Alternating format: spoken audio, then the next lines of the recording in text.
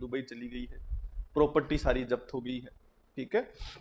उसकी गैंग के जितने गुर्गे हैं सब सरेंडर कर चुके हैं, जो जेलों में है वो धर्म की यात्रा पर आ चुके हैं, ठीक है। जो नहीं आए हैं उनको पुलिस ला रही है, अब बता, ठीक है। याद रखना, अब्सोल्यूट पावर बहुत बड़ी चीज होती है, ठीक है। आपको लगता है ऐसा कि मतलब कहते हैं ना नेता, नेता बीमारी है, नेता क्यों बीमारी है? नेता एडमिनिस्ट्रेटिव इथिक्स से काम करता है कि नेता ह्यूमन इथिक्स से काम करता है?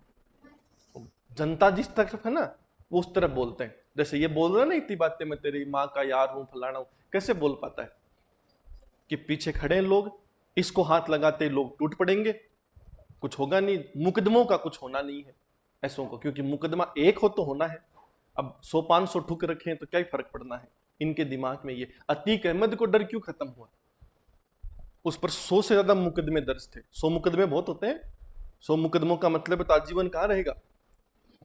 जेल में। पर वो जेल में भी क्या कर रहा है कि सोफे पे बैठता है, सामने टीवी लगा है, जब चाहे मासूका को बुला लेता है, जब चाहे औलाद को बुला लेता है, जेलर आता है पैर छूता है कि और भाई साहब कोई कमी तो नहीं, ठीक है। तो आप खुद सोचो ये जेल है कि घर है? घर है, सुरक्षित है, हाँ या ना? और फिल्म बन रही है उस पर तो कि 400 लोग जो जेल में रह रहे हैं सुबह शाम भाई साहब को धो, भाई साहब को धो, ये चल रहा है। भाई साहब वहां का राजा, यही हुआ ना। 3 नमूने आए तुम्हारी उम्र के, आए गोली ठोकी भाई साहब सीधा, ठीक है। उसके बाद कोई और भाई साहब पैदा ही नहीं हुआ, ठीक है। तो हम एक नजरिए से सोचते हैं वो अलग बात है। घटना, अब जैसे तू कह रहा है समर्पण अच्छे लोग थोड़ी हैं, अच्छे लोग थोड़ी, और यही तरीका थोड़ी है। याद, तरीका क्या है कि उस नक्सली को सपोज करो हम आइडेंटिफाई नहीं कर पा रहे कितने नक्सली हैं, ठीक है। दूसरा, उनकी वॉरफेयर का रीजन थोड़ा सा वैलिड है, लड़ने का तरीका गलत है पर मुद्दा तो सही है। पर वो विश्वास तो दिखाएं हम पर कि हम विकास कर देंगे, वो विश्वास तो दिखाएं कि हम पर, वो एक ही बात रोते रहते हैं 70 साल में नहीं, अब कैसे हो जाएगा? तो 70 साल में नहीं हुआ इसीलिए अब कर रहे हैं, वरना तो ऐसी नौबत नहीं आती। अब ये तो एक पक्ष है जो हम सुना रहे हैं कि 70 साल में विकास नहीं हुआ, ठीक है। तो खुद सोच के देखो शेष भारत में विकास कौन कर रहा है? वही सरकार कर रही है, तो उसको मौका दो या तो। अब आप कह दो 70 साल क्यों नहीं किया, तो ये आपका एक नजरिया है। आपने 70 साल करने नहीं दिया, ये मेरा दूसरा नजरिया है। आपने जगह खाली नहीं की, आपने कभी हमें संसाधनों का प्रयोग नहीं करने दिया। आपने, भूल तो होगी ना, भूल इसलिए होगी कि एक सरकार में जब अधिकारी सारे एडमिनिस्ट्रेटिव इथिक्स के होंगे तब तो कभी भूल होगी ही नहीं, या होगी? कभी नहीं। जैसे वीके सिंह के ऊपर जब ये मामला आया ना, ये एसआईटी गठन की गई पेपर लीक को लेकर, तब उसने मुख्यमंत्री से एक मांग की, नया नया मुख्यमंत्री था, तो उसकी एक ही चीज उसने कही कि मेरे को जांच में समय लगेगा, पर मैं इस बार एक मिसाल पेश करना चाहता हूं। वो मिसाल थोड़ी अजीबोगरीब है। अजीबोगरीब का अर्थ क्या है? पेपर लीक होता है ना तो एक आदमी लाता है 5 करोड़ में, ठीक है। एक नेटवर्क मार्केटिंग सुनिए क्या? कुछ नहीं करना, बस 3 लोग जोड़ने, ठीक है। तो पेपर लीक में भी नेटवर्क मार्केटिंग होती है कि मैं लाया 5 करोड़ में, मैंने दिया शांतनु सुमित को 5-5 करोड़ में, ठीक है। तो फिर मेरे नीचे कितने आदमी? 2, तो मेरे कितने शुद्ध कमाई? 5 करोड़ की। एक दिन में मैं फ्री, मैं गया दुबई, कार्यक्रम खत्म। सुमित और शांतनु क्या करते हैं? 5-5 करोड़ में लिया है, वो ढूंढते हैं सपोज करो विजय को और किसी हेमंत को, ऐसे करके 4 को, विशाल सबको, इनको करके अब ये क्या करते हैं 2-2 को दे देते हैं 5-5 करोड़ में या 8-8 करोड़ में, ठीक है। मैं ज्यादा कमाएंगे, ठीक है, पर इन्होंने कितनों को दिया? 2-2 को, तो कितने हो गए? 4। 4 क्या करेंगे? जितने में लिया उसको 8-9 लोगों में बांट देंगे, क्लियर कट है। और 9 लोग क्या करेंगे? फिर मार्केट में फैलेंगे, 5-5 लाख में ले लो उचित दर पर, यही होगा। तो 100-100 लोगों को दे देंगे, क्लियर कट है। मैं किसको पकड़ रहा हूं? ए वाले को कि निचले वाले को? जो पेपर चोरी करके पास हुआ उसी को। वो कैसे बता पाएगा कि मैंने अमित से पेपर लिया है? मरे ना बता पाए वो, क्योंकि होगा क्या, जब 100 लोग लेते हैं ना, तो 100 लोग सपोज करो 5-5 लाख लेकर लेते हैं, तो पहला काम तो क्या करते हैं? खानदान पूरा ढूंढ लेते हैं कि कौन कौन एग्जाम दे रहा है, सबको दे देते हैं। फिर क्या करते हैं? बेच भी देते हैं आगे कि 5 दिए ना तो नौकरी भी लग जाएंगे, मुनाफा भी हो जाएगा। तभी तो डूब रहे हैं सारे। मुनाफा ये हो जाएगा कि सपोज करो शांतनु ने खुद तो पैसा 5 लाख लेकर लिया ही, कविता को और चिपका दिया कि ले 5 लाख में तू भी ले ले, ठीक है, या 4 लाख में ले ले, तो कविता खुश होगी कि फलाना 5 में दे रहा था, ये 4 में दे रहा है, इसके तो लाख रुपए में नौकरी होगी, ऐसे करके। अब होगा क्या? कविता को दब पहुंचेंगे तो शांतनु पकड़ा जाएगा, इससे बढ़कर कुछ नहीं। इसको कहेंगे तो कह देगा विशाल से रही थी, विशाल कहेगा मैंने कविता से लिया था, ऐसे घूमता रहता है चक्कर पूरा, इस नेटवर्क को समझने के लिए क्या करना होगा, सारी मछलियां जो नीचे काम पेपर चोरी में थी सबको दबोचना पड़ेगा। सब दबोचेंगे तो क्या होगा कि उन्होंने किस से लिया वो पकड़ा जाएगा, फिर उनको दबोचेंगे। तो इस बार देखो क्या हुआ है, भर्ती थोड़ी हुई है, जितने पास हुए हैं उसके लगभग 70% तो जेल में आ गए। तो आप आइडिया लो कि पेपर किस लेवल तक बाहर गया है कि 100 में से 70 लोगों के पास क्या है, पेपर है। क्लियर कट है। तो जाहिर सी बात है बहुत नेटवर्क से गया होगा ये, तो सरगना पकड़े गए, सब कुछ पकड़े गए हैं। तो अब आपको क्या लग रहा है, बड़े लोगों पर कार्रवाई नहीं होगी।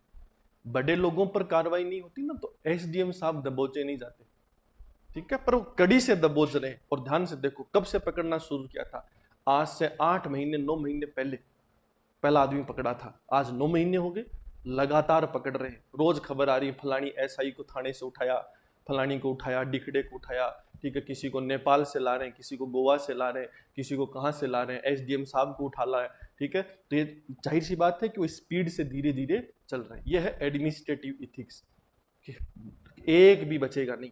आई बात समझ में।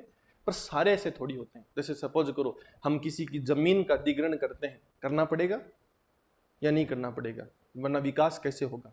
पर अगर हमने उसकी विस्थापन की जो नीति बनाई है उसको सब ईमानदारी से पूरा करें, उसकी जमीन अधिग्रहण करने से पहले उसको घर बनाकर दे दें, फिर उस घर में शिफ्ट कर दें, गृह प्रवेश भी हम ही करवा दें, ठीक है, आपको क्या लगता है खुशी खुशी देगा कि विरोध करेगा? खुशी खुशी देगा। पर ये कब होगा, जब सारे ऐसा काम करेंगे। तो ऊपर बैठा नेता हो सकता है कई बार सही हो, नीचे बैठे अधिकारी सही नहीं होते हैं।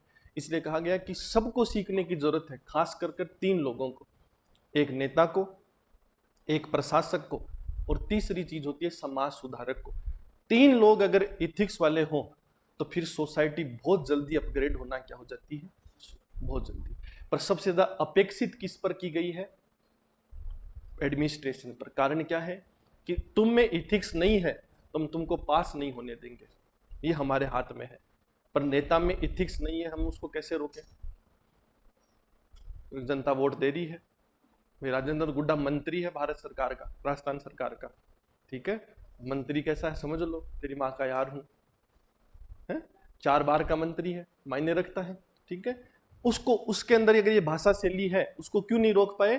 क्योंकि जनता ने बस इसलिए कि हमारे हर आवाज में खड़ा हो जाता है, सही हो गलत हो दबा लेता है, दबोच लेता है, ये सब करता है, ठीक है।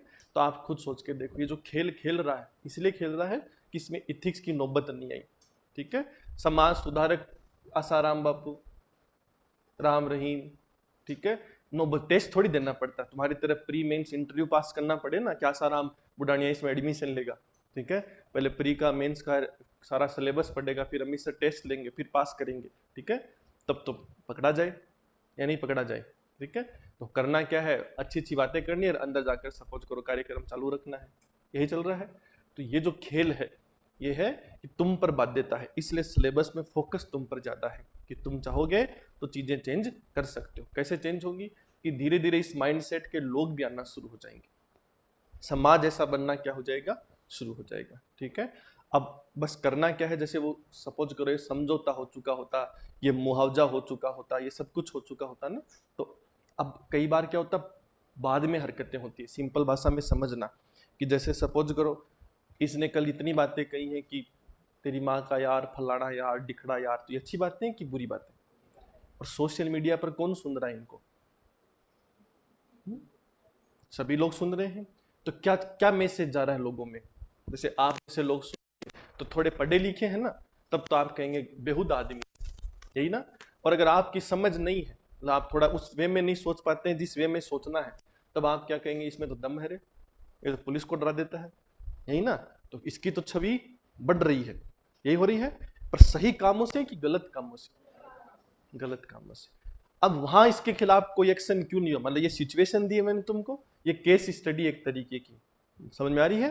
ऐसे ही सवाल पूछे जाएंगे। अब तुम अधिकारी हो या नहीं हो? हो ना, डिप्टी साहब हो।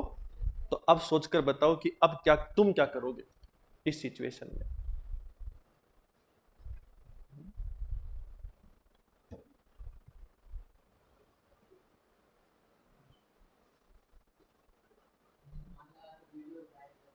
हम्म,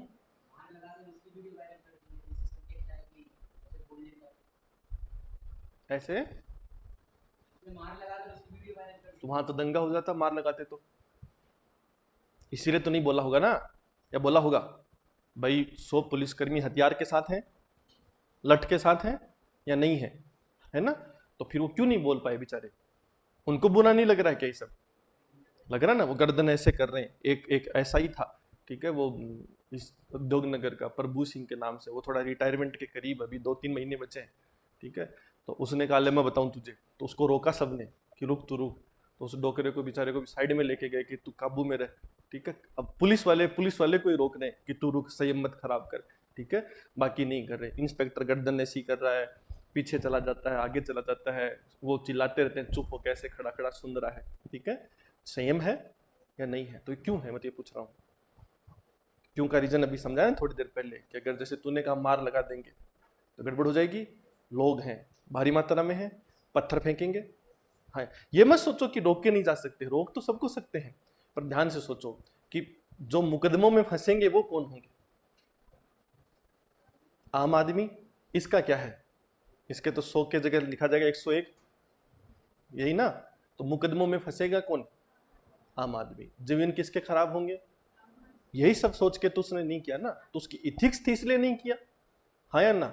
अगर केवल सपोज करो प्रशासन होता तो ऐसा करता है कि नहीं?